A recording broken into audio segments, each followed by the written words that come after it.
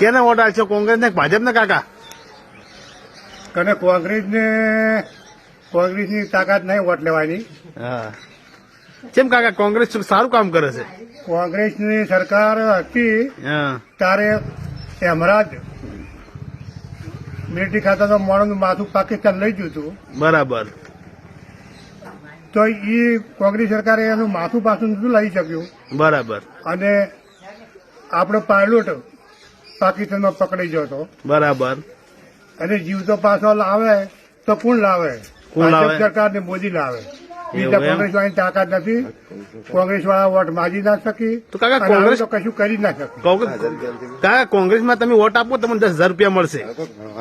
પૈસા તો કોંગ્રેસ ને જોતા હોય તો બધી ગુજરાતની પ્રજા સુખી જ છે. પછી જે ધોળીને આવે જેમ બધા આલે ધોળીમાં નાખી. એવું એમ? હા, કાકા તમને મહિને 1,000 રૂપિયા આપવાનું કોંગ્રેસ વાળા રાહુલ ગાંધી વાત કરી હતી. અમે મહિને 1,000 રૂપિયાના તો ગોદરેજ ચા પી જશે એવું એમ? તારે. કાકા તમારા ઘેરથી ને અંદર મહિને 1,000 રૂપિયા મળશે રાશન તરીકે. અમારા ઘેરથી મહિને 40,000 રૂપિયાનું દૂધ ભરાવે છે. હજી એને પૈસાની શું જરૂર છે?